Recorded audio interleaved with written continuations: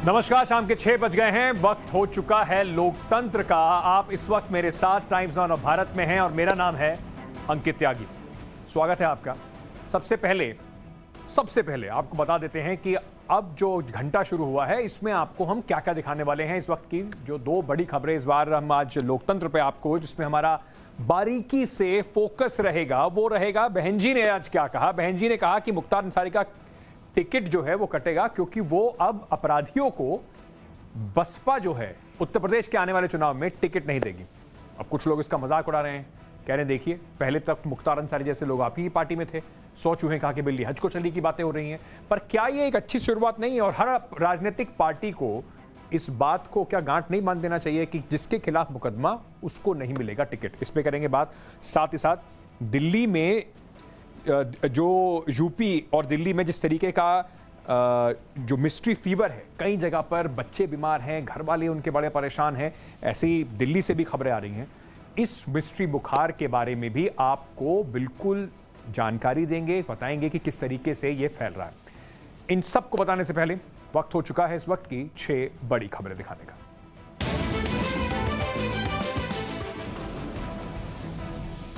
नमस्कार, फिर स्वागत है आपका लोकतंत्र में। सबसे पहले आपको बताता हूं जो मैंने आपको वादा किया था कि आज की हमारी बड़ी खबर उत्तर प्रदेश से आ रही है। उत्तर प्रदेश के विधानसभा चुनाव से पहले बीएसपी की सुप्रीमो मायावती ने यह कहकर एक नई बहस छेड़ दी है कि वो इस बार बाहुबलियों को टिकट नहीं देंगे। उत्तर प्रदेश में जो गैंगस्टर हैं, डॉन हैं, अपराधी प्रवृत्ति के लोग हैं, उनको बाहुबली कहकर उनका कद बढ़ा दिया जाता है। ऐसे लोगों को मायावती टिकट नहीं देंगी, ऐसा उनका कहना है।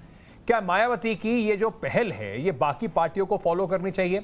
और क्या मायावती की कोई मजबूरी है जिसके कारण वो इस तरीके की राजनीति की अब बात कर रही हैं? क्योंकि मुख्तार अंसारी जैसे कई नेता उनकी पार्टी से जुड़े रहे हैं, संसद तक पहुंचे हैं। आपको दिखाते हैं सबसे पहले हमारी खास रिपोर्ट।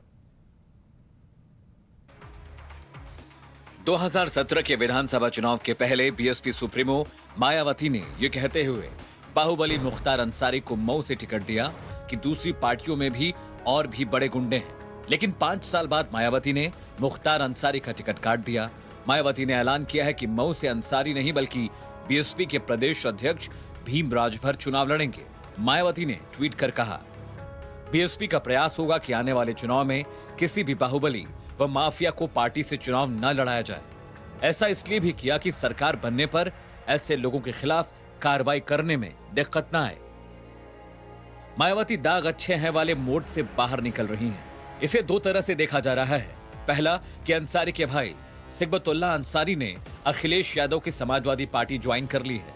दूसरा ये कि मुख्यमंत्री योगी आदित्यनाथ ने जिस तरह बाहुबली मुख्तार अंसारी, अतीक अहमद समेत कई माफियाओं के खिलाफ कार्रवाई की है, उससे उनकी छवि सख्त नेता की बनी है।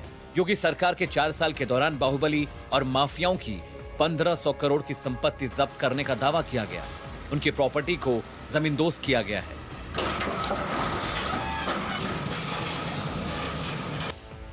योगी की छवि के मुकाबले मायावती पर भी अपनी साफ सुथरी छवि पेश करने का दबाव है ताकि चुनाव में जीत हासिल करने के लिए माहौल बनाया जा सके। बीएसपी के ताजा फैसले के बाद विपक्ष मायावती पर दोहरे मापदंड अपनाने का आरोप लगा रहा है। पिछले बार बाहुबली को टिकट दे रहे थे उसके पहले, तो इसका मतलब ये गलती कर रही थी, ये जानबूझ करके कर रही थी। और अब जो लगा कि नहीं, जनता लोगों को पसंद नहीं करती, माफिया लोगों को, तो उन्होंने अपना ये बयान देना शुरू किया। तो जनता उनकी इस दोहरी चाल को समझ रही है, दोहरे चरित्र को समझ रही है। जनता उनके साथ खड़ी होने वाली नहीं। अगर मायावती जी को इस बात का देर से ही सही ये ख्याल आ गया है कि बाहुबलियों को नहीं देना है, असामाजिक तत्वों को आगे नहीं बढ़ाना है, तो ठीक है, दूसरी पार्टियों को भी उससे सीख लेनी चाहिए। ओवैसी की एआईएमआईएम ने भी बाहुबली अतीक अहमद की पत्नी शाइस्ता को पार्टी की सदस्यता दी है। यानी वो अतीक अहमद के बाहुबली की छवि को कैश करने वाले। ऐसे में सवाल उठना लाजमी है। लेकिन ओवैसी के अपने तर्क हैं। वो बीजेपी नेताओं के ऊपर उंगली उठा रहे हैं जिनके ऊपर आपराधिक मामले हैं। जिस किसी पॉलिटिशियन का नाम प्रज्ञा होगा, अजय होगा, कुलदीप होगा, संगीत होगा, सुरेश होगा, कपिल होगा, वो लोकप्रिय नेता होगा। और जिसका नाम अतीक होगा, जिसका नाम शहाब होगा, जिसका नाम मुख्तार होगा, वो बाहुबली हो जाएगा। ये रियलिटी है, इसको आप इनकार नहीं कर सकते। वैसे जो कहना चाह रहे हैं वो ये कि बीजेपी भी दूध की धुली नहीं है। यूपी सरकार ने मुजफ्फरनगर दंगे से जुड़े हुए 77 केस वापस ले लिए हैं। इनमें वो केस भी शामिल हैं जो यूपी में मंत्री सुरेश राणा और संगीत सोम के खिलाफ दर्ज थे। पिछले चुनाव में क्लीन पॉलिटिक्स की बात करने वाली समाजवादी पार्टी में मुख्तार के भाई की एंट्री हो चुकी है। एसपी के टिकट से लड़े बाहुबलियों और माफियाओं की एक लंबी लिस्ट रही है। सियासत और अपराधियों की साठगांठ का सबसे ताजा मामला विकास दुबे कांड के बाद सामने आया। विकास दुबे के लगभग सभी बड़ी पार्टियों से कनेक्शन थे और इसी का नतीजा है कि उसने पुलिस वालों पर जानलेवा हमला करने की जुर्रत की। Bureau report, Times Now Bharat. Uttar Pradesh की राजनीति में अपराधियों का, अपराध का राजनीति में जो हस्तक्षेप रहा है वो कोई नई बात नहीं है। जहां विरोधी मायावती की नीयत पर सवाल उठा रहे हैं, वहीं बीएसपी के जो बाकी लोग हैं, पुराने जो नारा है उनको याद दिलाया जा रहा है, जहां पर चढ़ गुंडों की छाती पर मोहर लगेगी हाथी पर। यानी कि मायावती की वो बात उनके पार्टी के लोग कर रहे हैं कि देखिए हम तो पहले से ही अपराध और अपराधियों के खिलाफ रहे हैं। 2007 के अंदर बहन मायावती जी जब मुख्यमंत्री बनी, हमारा नारा था चढ़ गुंडों की छाती पर मोहर लगेगी हाथी पर। इसी प्रकार इस बार भी 2022 के चुनाव में जनता सर्व समाज के हित में और कानून व्यवस्था जो ध्वस्त पड़ी है, किसान निराश है, नौजवान परेशान है, दर दर भटक रहा है, इस तर्ज पर उत्तर प्रदेश में बहुजन समाज पार्टी चुनाव लड़ेगी। अब उत्तर प्रदेश की सियासत में बाहुबलिया और माफियाओं का जो गठजोड़ है वो उसका लंबा इतिहास है। और अब मैं धीरे धीरे आपको बताऊंगा कि मायावती जी की कहनी और कथनी में इस बार तो शायद देखना पड़ेगा कि टिकट कैसे मिलते हैं, पर इससे पहले जो फर्क था वो भी आपको दिखाएंगे। सब पार्टियों का आपको लेखा जोखा हिसाब किताब दिखाएंगे। लेकिन जो दागी नेता हैं वो पार्टियों के लिए जिताऊ उम्मीदवार रहे हैं। और राजनीति में सबसे जरूरत चीज होती है विनेबिलिटी की। वो पैसा, विरोधियों पर दबाव बनाने का हथियार पूरी तरीके से साबित होते हैं। हत्या से लेकर कई गंभीर मामलों के आरोपी बाहुबलियों में से कुछ को तो रॉबिन हुड की तरह पेश किया जाता है कि देखिए अमीरों से चुराते हैं, गरीबों में बांटते हैं। और ऐसा ही नहीं, इन बाहुबलियों के ऊपर किसी एक पार्टी का हाथ रहा हो। मतलब ये नहीं कि कोई इस पूरे हमाम में अलग अलग किसी का हिसाब किताब रहा हो। इस हमाम में सब एक जैसे हैं। सबने इनका पूरा इस्तेमाल किया, इन बाहुबलियों के साथ मिलकर सत्ता का सुख भोगा।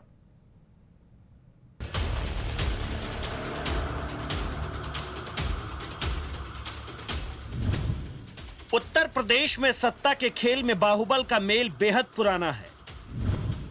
ऐसे बाहुबली वोट और नोट दोनों की उगाही कर सकते हैं। वैसे तो यूपी में बाहुबली नेताओं की लिस्ट बेहद लंबी है, लेकिन उनमें से कुछ अहम किरदारों को आपसे मिलवाते हैं।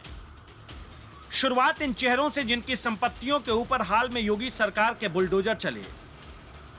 उनकी संपत्तियां जब्त की गई। मायावती ने बांदा जेल में बंद जिस मुख्तार अंसारी का टिकट काट दिया, पूर्वांचल में माफिया डॉन मुख्तार की तूती बोलती है। मुख्तार पर मर्डर और अपहरण समेत कुल 52 केस दर्ज हैं। उस पर बीजेपी नेता कृष्णानंद राय की हत्या का आरोप लगा, लेकिन सबूतों के अभाव के चलते वो इस मामले में बरी हो गया। मुख्तार अंसारी के ऊपर हाथी के सिंबल वाली बीएसपी का हाथ रहा। हालांकि बीएसपी उन्हें पार्टी से अंदर बाहर करती रही। जिस मऊ सीट से मायावती ने अंसारी का टिकट काटा, वो उस सीट पर 5 बार जीत चुका है। बाहुबल और आतंक का दूसरा चेहरा है अतीक अहमद, जो इलाहाबाद और उसके आसपास के इलाके में अपनी पैठ रखता है। अतीक महज 17 साल की उम्र में ही अपराध की दुनिया में आ गया था। वो समाजवादी पार्टी से सांसद बना, सोनेलाल पटेल के अपना दल में भी रहा। वैसे तो उसके ऊपर हत्या, अपहरण, फिरौती के कई केस दर्ज हैं, लेकिन विधायक राजू पाल के मर्डर का केस सबसे ज्यादा सुर्खियों में रहा। फिरौती ना देने पर अतीक अहमद ने देवरिया जेल में एक बिजनेसमैन को बुलाकर पीटा भी था। वो एक बार फूलपुर सीट से सांसद और 5 बार विधायक रह चुका है। तीसरा बड़ा नाम है रघुराज प्रताप सिंह उर्फ राजा भैया का। राजा भैया पर हत्या, अपहरण जैसे कई गंभीर मामले हैं। बीजेपी विधायक के अपहरण के मामले में 2002 में मायावती ने राजा भैया और उनके पिता को जेल भिजवाया। राजा भैया के खिलाफ पोटा तक लगा दिया गया, जो आमतौर पर आतंकियों के खिलाफ लगाया जाता था। लेकिन मुलायम सिंह के सरकार में आते ही राजा भैया भी जेल के बाहर आ गए। वो समाजवादी के साथ साथ भारतीय जनता पार्टी की सरकार में भी मंत्री रह चुके हैं।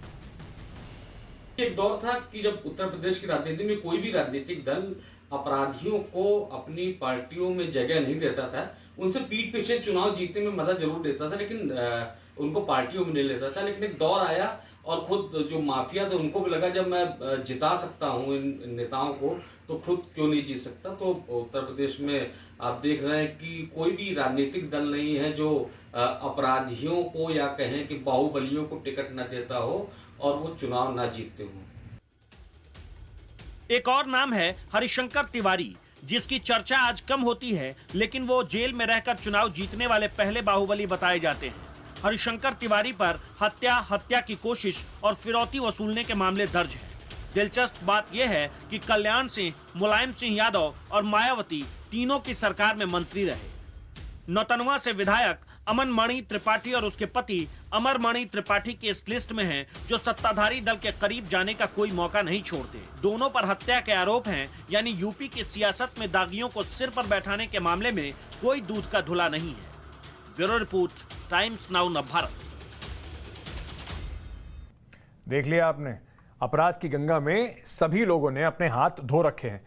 कुछ आंकड़ों के जरिए भी आपको समझाना चाहता हूं, जिससे कि और थोड़ी सी क्लैरिटी हो जाए। उत्तर प्रदेश में चुनाव है और आपके लिए जरूरी है ये इस बात समझना और देखना कि किस तरीके के लोगों को चुनकर हम भेज रहे हैं, कैसे लोगों को हम बुला रहे हैं। अब उत्तर प्रदेश की 2017 विधानसभा के बारे में कुछ आंकड़े आपको देता हूं। 18% उम्मीदवार वहां पर ऐसे थे जिनके खिलाफ कोई ना कोई मुकदमा था, वो दागी उम्मीदवार थे। यानी कि 4853 में से 859 ऐसे लोग थे जिनके ऊपर कोई ना कोई मुकदमा जरूर दर्ज था। इसके अलावा 15% ऐसे थे जिनके ऊपर गंभीर क्रिमिनल रिकॉर्ड वाले कैंडिडेट्स थे, यानी कि जिनके ऊपर हत्या का प्रयास, अपहरण, रेप, इस तरीके के मामले, संगीन अपराध वाले लोग हैं जिनके ऊपर ये मामले थे।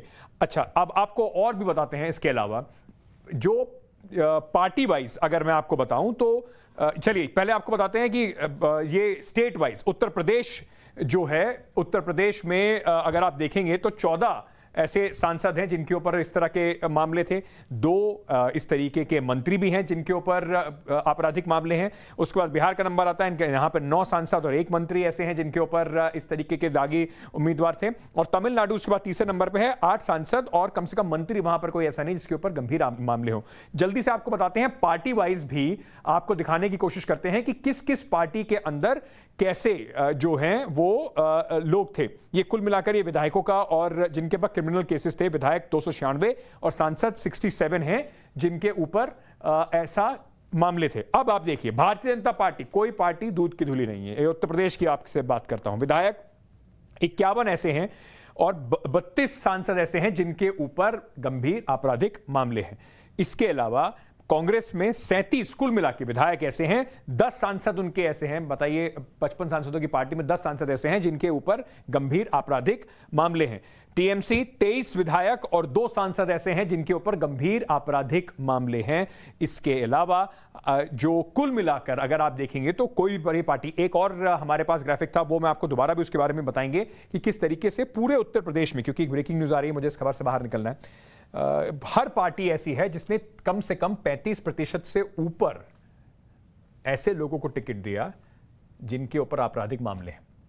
गलती हमारी भी है, हम ही इन अपराधियों को उनकी बिना जांच परखे सिर्फ एक सिंबल के नाम पे, एक नेता के नाम पे जाके बटन दबा देते हैं और वो जीत के पहुंच जाते हैं विधानसभा और लोकसभा तक। मुंबई से एक बड़ी खबर आ रही है इस वक्त, दुखद जरूर है लेकिन ये खबर बताना जरूरी है। मुंबई के साकिनाका इलाके में एक 30 वर्षीय महिला के साथ दरिंदगी की वारदात हुई है। यहाँ पर 30 साल की इस महिला के साथ जो रेप की वारदात को अंजाम दिया गया, युवती गंभीर हालत में अस्पताल में भर्ती है। पुलिस ने एक आरोपी को गिरफ्तार भी किया है और पुलिस का शक है कि इस वारदात में और भी लोग शामिल हो सकते हैं। ये जो घटना है, ये बिल्कुल उसको कहा जा रहा है कि मुंबई की निर्भया जैसी ये घटना है। जो दिल्ली में जो हुआ था उस लड़की के साथ बलात्कार के बाद जिस तरीके की हैवानियत हुई थी, ऐसी ही गंभीर चोटें इस महिला को भी आई हैं। बिल्कुल शर्मसार करने वाली घटना है। पुलिस की पहले आपको एक रिएक्शन सुनवा देते हैं, उसके बाद हमारे सहयोगी के पास चलेंगे। एक आदमी ने फोन करके ऐसा बताया गया कि एक आदमी और एक औरत के बीच में झगड़ा हो रहा है, आदमी औरत को मार रहे, जल्दी से जल्दी यहाँ पे पुलिस का मदद भेज दीजिए, ऐसा फोन आए थे। तुरंत वहाँ पे 10 मिनट के अंदर साकिनाका पुलिस स्टेशन का नाइट का टीम वहाँ पे पहुंची थी। पहुंचने पे वहाँ पे एक टेम्पो के अंदर एक लेडी उसमें इंजर हुई थी, कुछ ब्लड भी आ रहे थे, ऐसा स्थिति में मिली थे। मिलने के बाद हम तुरंत राजवाड़ी हॉस्पिटल में तो पुलिस ने लेके गए। राजवाड़ी हॉस्पिटल उसका एडमिट करके उसका ट्रीटमेंट शुरू किए थे और राजवाड़ी हॉस्पिटल में डॉक्टर्स ने उसमें ओपिनियन दिए थे lacerated wound involving vagina perineum anus, ऐसा ओपिनियन दिए थे। ओपिनियन देने के बाद एफआईआर दाखिल किया। एफआईआर दाखिल करने के बाद सीसीटीवी फुटेज का आधारित और उनकी गोपनीय इंफॉर्मेशन का आधारित में एक आरोपी को अरेस्ट किए थे। आरोपी का नाम है मोहन चौहान, उम्र 45 ईयर्स है और उसका आगे का इन्वेस्टिगेशन चालू है। विक्टिम के अगर मेडिकल कंडीशन में विक्टिम के ऊपर ऑपरेशन हुई थी और क्रिटिकल है कंडीशन। शिवानी मिश्रा मेरी सहयोगी इस वक्त हमारे साथ जुड़ रही हैं, उनके पास सीधे आपको लिए चलते हैं। शिवानी, पहले तो हमें बताइए कि जो पीड़िता है उनकी हालत क्या है अभी और इन्वेस्टिगेशन में पुलिस और क्या क्या बता रही है?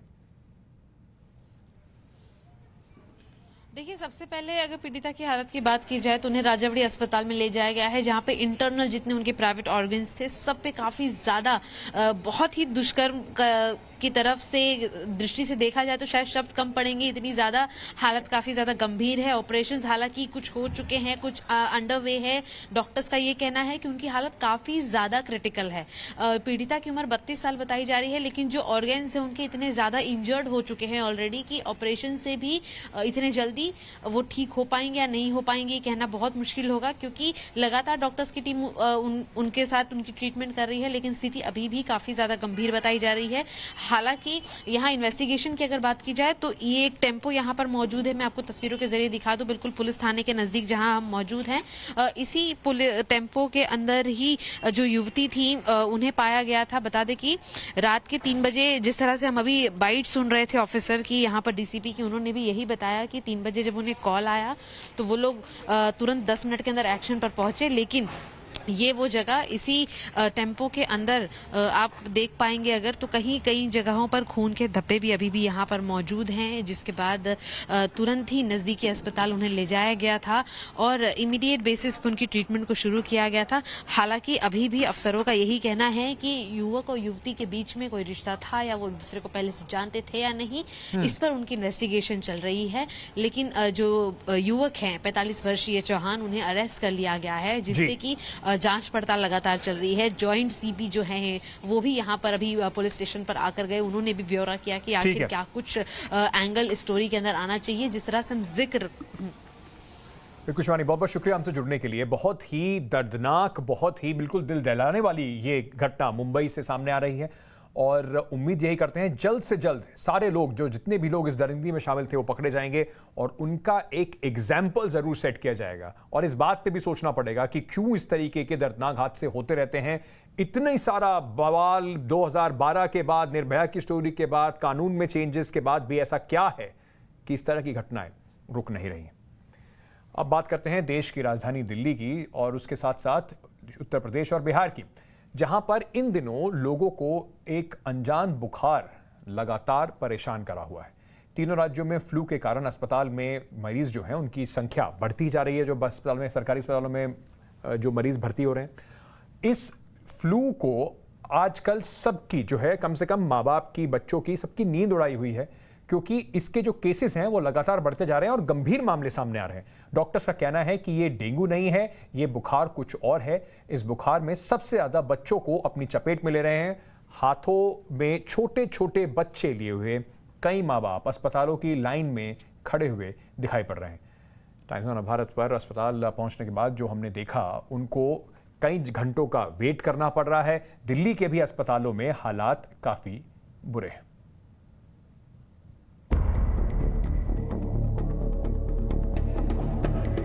ओपीडी के बाहर माता पिता के हाथों में छोटे छोटे बच्चे और अपने नंबर आने के लिए लंबी लंबी लाइनों में वेट करते बच्चों के माँ बाप। दिल्ली के ज्यादातर अस्पतालों में आजकल ऐसी ही तस्वीर देखने को मिल रही है। दिल्ली में छोटे छोटे मासूम बच्चों को आजकल एक फ्लू अपनी चपेट में ले रहा है। बीमार बच्चों की वजह से अस्पतालों में ओपीडी भरे हैं और अस्पताल में अव्यवस्था फैली है। चाचा नेहरू अस्पताल में इस वक्त हम मौजूद हैं और आजकल वायरल के दिनों में सबसे ज्यादा माएं अपने बच्चे को लेकर के पहुंच रही हैं। बच्चों में वायरल बुखार, डायरिया जैसे कई सारे सिम्टम्स हैं जो सामने आ रहे हैं। ये मैं आपको दिखा देती हूँ, कैजुअलिटी के बाहर की तस्वीर है। यहाँ पे बहुत सारी महिलाएं आपको नजर आ रही होंगी जिनके हाथ में छोटे बच्चे हैं और बेहद परेशान होकर के यहाँ पर पहुंची। उल्टी, खांसी और तेज बुखार, ये सब लक्षण तो बच्चों में पहले से ही देखने को मिल रहे थे, लेकिन अब फ्लू के कारण एक और लक्षण बच्चों में आ गया है। उन्हें सांस लेने में दिक्कत हो रही है, शरीर तप रहा है और सांसें फूल रही हैं। चाचा नेहरू अस्पताल में भी इस तरह के कई केस सामने आ रहे हैं। इतनी बड़ी लाइन मतलब लगा रखी है, इमरजेंसी है ये। अभी डॉक्टर क्या कह रहे हैं, समस्या क्या रही? बच्चे पर्ची बनाओ और पर्ची बच्चे कुछ हो जाए या पर्ची बनाते रहो। कितनी बड़ी तो लाइन लगा रखी है इन लोगों ने। सांस लेने में प्रॉब्लम हो रही है और खांसी हो रही है, उल्टी भी हो रही है। लाल बहादुर में कल दिखाया था तो वहाँ से ठीक नहीं हो तो यहाँ लेके आए। तो क्या बोल रहे हैं डॉक्टर की डेंगू है, वायरल है, क्या है? लंबी लाइन थी तो लंबी लाइन थी, मैं पर्ची बनवाई है, अंदर भी लगे हुए हैं तो अंदर भी बहुत ज्यादा भीड़ हो रहा है। अस्पताल में लंबी लंबी कतारों की वजह से लोगों को काफी दिक्कतों का सामना करना पड़ रहा है। लोग अस्पताल खुलने से पहले ही लाइनों में लग जा रहे हैं, लेकिन पर्ची लेने के बाद भी अपने नंबर के लिए उन्हें घंटों तक इंतजार करना पड़ रहा है। अपना काम धाम छोड़कर अपने बच्चों को अस्पताल में दिखाने आए माता पिता के सामने एक बहुत बड़ी चुनौती बन गया है ये। मेरे तो बच्ची रात को ठीक सोई है, इस आधी रात से इसको परेशानी हुई है तो मैं प्राइवेट डॉक्टर, मेरा इलाज चलता है, बच्चों वाला है ब्रह्मपुरी में, मैं वहाँ ले गई दिखाने को। मैंने सरकारियों के चक्कर बहुत बुरे हैं और वहाँ लेके गई तो मैंने 300 रुपये फीस दिए उसको। उसने फौरन पर्चा बना के 10 बजे मैं यहाँ भेज दिया। मैं 10 बजे से यहाँ लाइन में लग रही, कोई सुनवाई नहीं हो रही है। इन दिनों बुखार होते ही इंसान के मन में सबसे पहला शक कोरोना का आता है और दूसरा शक मन में ये आता है कि कहीं ये बुखार डेंगू की वजह से तो नहीं आ रहा। लेकिन ऐसा नहीं है। डॉक्टर्स की माने तो पिछले दिनों अस्पताल में आए 100 मरीजों में से 2 या 3 मरीज में ही डेंगू पाया गया है। बाकी सारे लोग इस वायरल फ्लू की ही चपेट में हैं। वो फ्लू जैसे ही प्रेजेंट कर रहा है। कुछ सीजनल डायरिया होते हैं, वो हैं, खाने पीने की खराबी से डायरिया होते हैं, बारिश के मौसम में उस तरह का डायरिया, वॉमिटिंग्स हैं। डेंगू का पेशेंट बहुत ही कम है, मतलब ऐसा नहीं है कि ज़्यादा है, और जो एडमिट होने की नौबत आने वाले तो कम ही है। लगभग कितने होंगे मैम डेंगू के पेशेंट? डेंगू के पेशेंट जैसे हमने पिछले 1 हफ्ते में जो जांचें की हैं, अगर हमने 100 जांचें की तो उसमें 3-4 पेशेंट पॉजिटिव आए, बहुत ज़्यादा नंबर नहीं है। दिल्ली में वायरल फ्लू के मामलों में तेजी आ रही है और इस फ्लू का प्रकोप ज्यादातर बच्चों पर पड़ रहा है। पिछले 1 हफ्ते में फ्लू के मामलों में तेजी में उछाल आया है, क्योंकि वायरल फीवर और इससे जुड़ी बीमारियां हवा के जरिए दूसरे में फैल सकती हैं। इसलिए अगर आपके घर में किसी को बुखार, खांसी, जुकाम है तो एक दूसरे से दूरी बनाए रखें। साथ ही साफ सफाई के साथ साथ सही खान पान का ध्यान रखना भी बेहद जरूरी हो जाता है। भारी भीड़ जो आपको चाचा नेहरू बाल अस्पताल में नजर आ रही है, ये इन दिनों वायरल की वजह से जो बच्चों को सबसे ज्यादा बुखार हो रहा है, बच्चों में जो सिम्टम्स हैं, बच्चों को जो तकलीफें हो रही हैं, ये उसकी लाइन है। और किस तरह से मरीज बढ़े हैं इस वायरल सीजन में, कितने भारी संख्या में केसेस आ रहे हैं, इसकी तस्वीर है ये पूरी जो चाचा नेहरू अस्पताल में नजर आ रही है। वीडियो जर्नलिस्ट सौमित्रों के साथ हर्षद अनवानी, टाइम्स नाउ नव भारत। अब अगर डॉक्टर्स की माने तो बच्चे जिस तरीके से फ्लू से बीमार हो रहे हैं, जिसको लोग मिस्ट्री फीवर का भी नाम दे रहे हैं, वो स्क्रब टाइफस नाम की एक बैक्टीरिया से हो रहा है। आखिर कैसे पहचाने कि आपके बच्चे को स्क्रब टाइफस के कारण बुखार आ रहा है और इसके लक्षण क्या होते हैं, लैब में इसका टेस्ट कैसे किया जाता है? हमारी संवाददाता हर्षा चांदवानी ने एक पूरी इसके ऊपर रिपोर्ट फाइल करी है, आपको दिखाते हैं। यूपी में जिस मिस्ट्री बुखार ने काफी कहर ढाया, जिसकी वजह से भारी संख्या में बच्चे बीमार हो गए, जिसको स्क्रब टाइफस कहा जाता है, आखिरकार उसकी पहचान कैसे होती है, कैसे पता लगाया जाता है कि जो सैंपल है वो मिस्ट्री फीवर का है या फिर किसी और चीज का है? उसी को जानने के लिए हम चाचा नेहरू के लैबोरेटरी में पहुंचे। हमारे साथ डॉक्टर शारिका इस वक्त मौजूद है। पहली बात तो ये है कि डेंगू का जो है ना, हम खुद से हम लोगों को ये बताना कि ये डेंगू का है या फिर कुछ और है, थोड़ा सा इसमें ध्यान देना होता है। जैसे डेंगू का फीवर आता है, रैश तो उसमें भी होता है, इसमें भी जो हमारा स्क्रब टाइफस के बारे में मैं आपको बताऊंगी, तो उसमें भी फीवर होगा बच्चे को और रैश होता है। रैश मतलब कि एक दाने छोटे छोटे दाने होते हैं, जहाँ पे ये एक्चुअली एक माइट के काटने से होता है। आप समझे, जैसे छोटा इंसेक्ट समझ लीजिए, वो काटता है तो उससे ये फीवर होता है। ठीक है, तो वो जहाँ पे वो काटता है वहाँ पे एक मैक्यूल बनता है, मतलब एक थोड़ा सा एरिया रेज हो जाता है और फिर वहाँ पे एक थोड़ा डार्क सा एरिया हो जाता है S4। ठीक है, साथ में इसका डायग्नोसिस है। जैसे अब हमारे पास हम लोग इनिशियल 3-4 दिन में तो PCR होता है, जो हम लोग नहीं करते, लेकिन 6-7वें दिन से एंटीबॉडी बनना शुरू होता है। तो हम लोग यहाँ पे जो अच्छा सेंसिटिव टेस्ट है, तो हम स्क्रब टाइफस का IgM टेस्ट यहाँ पे करते हैं, जिसकी सेंसिटिविटी काफ़ी अच्छी है। तो उससे हम बता सकते हैं कि एंटीबॉडी अगर प्रेजेंट है तो इसको स्क्रब टाइफस हो सकता है। हमने ये टेस्ट अभी हाल फिलहाल में ही स्टार्ट किया है, मतलब क्योंकि हमने इतने केसेस हम देख रहे हैं आ रहे हैं, तो पिछले हफ्ते से हमारे पास 10 टेस्टिंग हुआ है, जिसमें से एक भी अभी पॉजिटिव नहीं आया है। डॉक्टर शालिका, एक और बात, ये स्क्रब टाइफस कितना जानलेवा हो सकता है, क्योंकि यूपी में कई बच्चों की मौत हो गई। कितना क्या किस चीज़ का लेवल है जो बच्चों में ड्रॉप हो जाता है, सांस लेने में परेशानी होती है या फिर सांस नहीं आती, मतलब क्या होता है जिसकी वजह से जान चली जाती है? जी देखिए, ये जो है स्क्रब टाइफस, जैसे मैंने आपको बताया, फीवर, बॉडी एक, ये सब इनिशियल एक सिम्टम्स होते हैं, लेकिन अगर ये ट्रीट नहीं होते हैं तो वहीं पे ये निमोनिया और हार्ट इन्वॉल्व हो सकता है। तो डेफिनेटली वो एक मतलब डेथ का एक रीज़न बन सकते हैं। जैसे कि डेंगू में होता है, उसमें तो आपके प्लेटलेट्स फॉल हो सकते हैं, आपका फ्लूइड अगर मॉनिटरिंग ठीक से नहीं होगा तो आपके प्लेटलेट्स और ये फॉल होके तो बच्चा वैसे ही शॉक में भी जा सकता है, तो वो रीज़न होता है डेथ का। तो इसमें डेथ का मेन रीज़न होता है कॉम्प्लिकेशंस जो इस फीवर में हो जाएंगे। स्क्रब टाइफस जानलेवा है। चाचा नेहरू हॉस्पिटल में अभी तक इसका एक भी मामला नहीं आया है। 10 सैंपल्स के टेस्ट किए जा चुके हैं, लेकिन इसके लक्षण बेहद अलग है डेंगू से, जिसे कि डॉक्टर शालिका ने समझाया। इसको पॉइंट आउट करना बेहद जरूरी है कि रैशेस होते हैं, दाने होते हैं, उसके बाद गांठ बन जाती है, जो कि डेंगू फीवर में नहीं बनती है। जो दूसरा फीवर है जो कि इन दिनों सबसे ज्यादा प्रकाश में आ रहा है, वो है लेप्टोस्पायरोसिस। ये एक नई तरीके का फीवर है जो कि दक्षिण भारत में बच्चों में सबसे ज्यादा देखने को मिल रहा है। ये लेप्टोस्पायरोसिस जो अभी बता रही थी अर्षा, वो क्या होता है और ये किस तरीके से इतना खतरनाक है, इसके क्या लक्षण हैं, ये भी आपको बताते हैं। दूसरा फीवर है जो कि इन दिनों सबसे ज्यादा प्रकाश में आ रहा है, वो है लेप्टोस्पायरोसिस। ये एक नई तरीके का फीवर है जो कि दक्षिण भारत में बच्चों में सबसे ज्यादा देखने को मिल रहा है। डॉक्टर कर्णिका, ये किस तरीके का फीवर है, इसके लक्षण स्क्रब टाइफस से और डेंगू से कितने अलग हैं, ये क्यों इतनी जल्दी इन दिनों बच्चों में फैल रहा है? लेप्टोस्पायरा में जो सिम्टम होते हैं, आप जैसे पूछ रहे हो, 2 तरीके के होते हैं। एक होता है शुरू का फेज, ज्यादातर पेशेंट उस फेज में रहता है, दवा मिलती है और वो ठीक हो जाता है।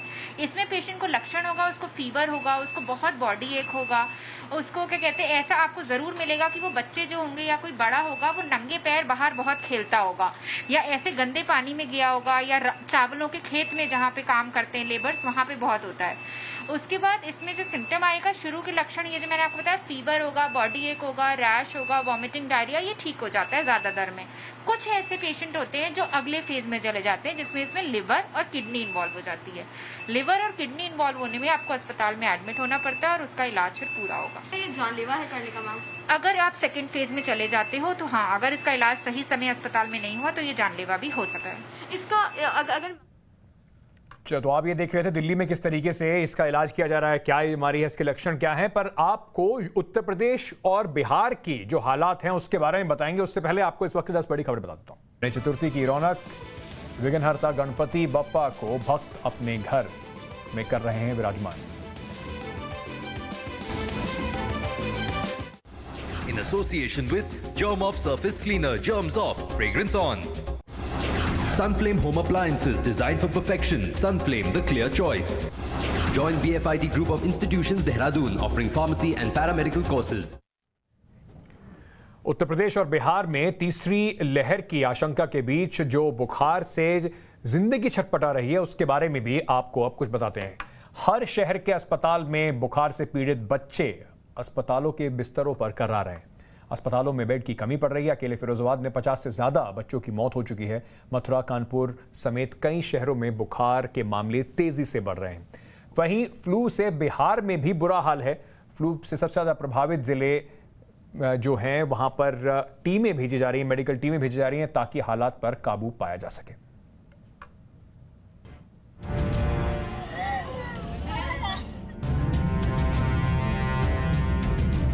प्रशासन ये क्या कर रहा है? इतनी लापरवाही है।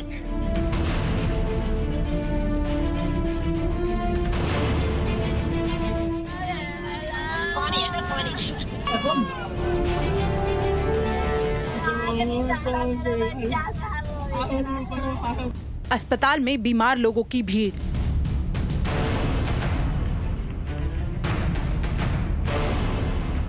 और चीखते बिलखते माँ बाप।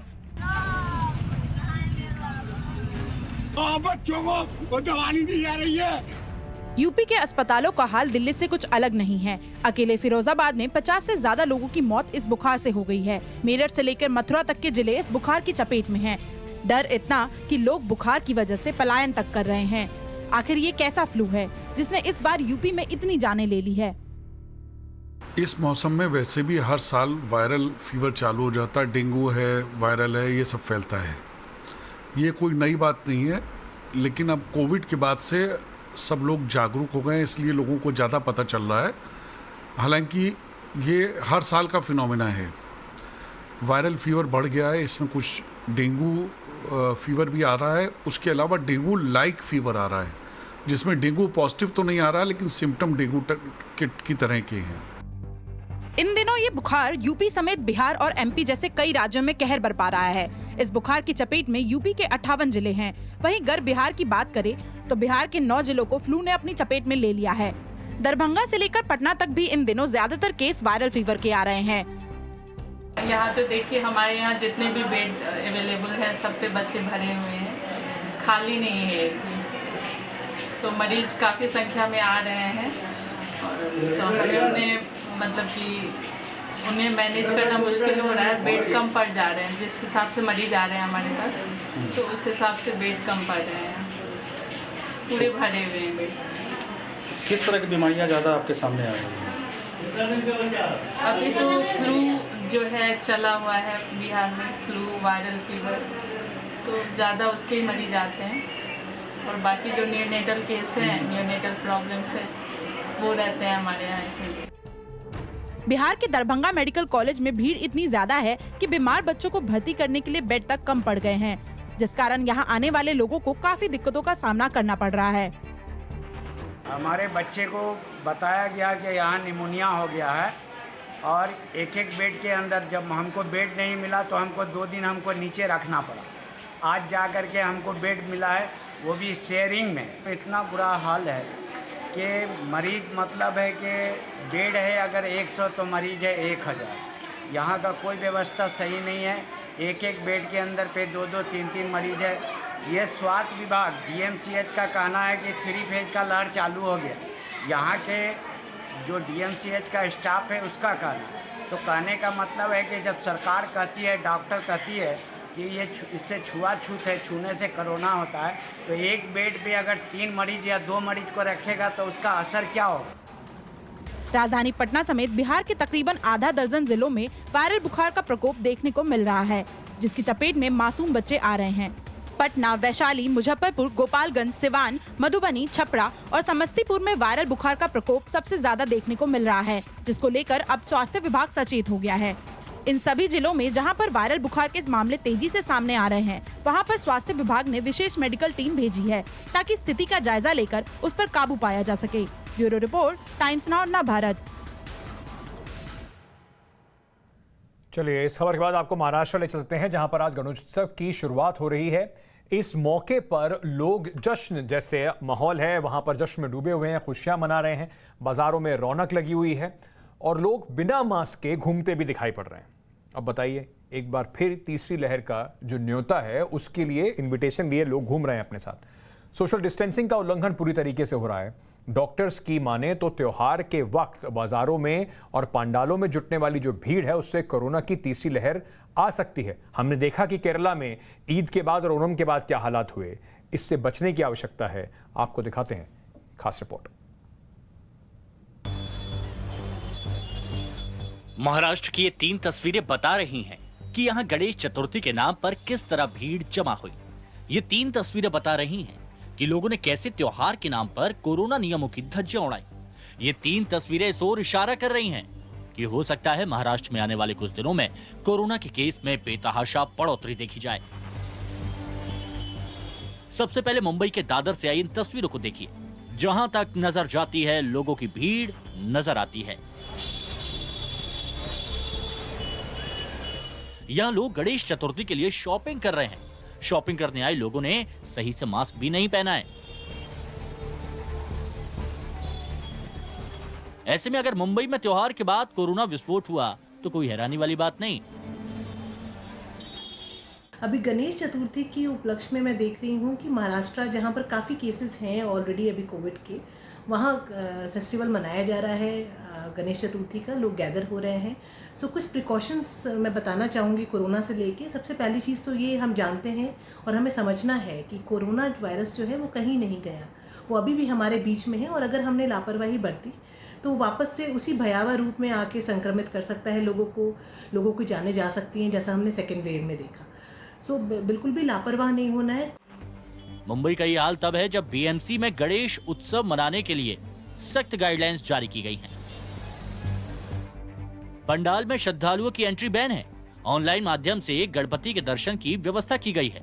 जुलूस में हिस्सा लेने वालों की संख्या सीमित रखी गई है। विसर्जन जुलूस में 10 से ज्यादा लोग नहीं जा सकते। घर में मूर्ति लाते समय भी 5 लोगों को इजाजत दी गई है। घर से अगर विसर्जन करने जाना है तो सिर्फ 5 लोगों को ही इजाजत है। श्रद्धालुओं का मास्क पहनना जरूरी है। जुलूस में शामिल होने के लिए कोरोना के दोनों डोज जरूरी हैं। इसके अलावा कंटेनमेंट जोन में पंडाल के लिए अलग नियम बनाए गए हैं। अगर आप घर में वापस आते हैं कहीं बाहर से घूम के, लोगों से मिलके, तो सबसे पहले अपना हाथ धोएं, साबुन से, पानी से 20 सेकंड तक हाथ धोएं। उसके बाद ही अपने चेहरे को या और कहीं से टच करेंगे। ये मान के चलें कि आपका हाथ जो है वो कंटामिनेटेड है वायरस से। सो ये छोटे स्टेप्स है जिसको आप फॉलो करें और कोरोना की महामारी से बच सकते हैं। अगर आप वैक्सीनेटेड हैं तो भी आपको प्रिकॉशंस रखना है, क्योंकि कुछ स्ट्रेन्स ऐसे हैं जो सर्कुलेट हो रहे हैं जिससे कि हम देख रहे हैं कि वैक्सीन का पूरी तरह से प्रभाव नहीं पड़ रहा है, उसको वैक्सीन पूरी तरह से बचाने में कारगर नहीं साबित हो रही है। अब नागपुर से आई तस्वीरों को देखिए। ये तस्वीरें नागपुर के गणेश टेकड़ी मंदिर की हैं।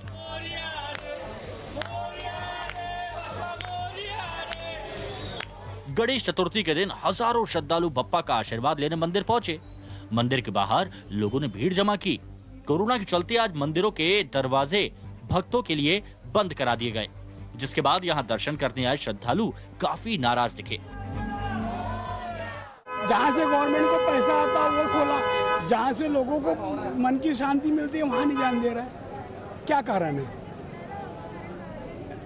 यानी सरकार का धर्म के विरुद्ध है, यानी लोगों की आस्था जुड़ी है।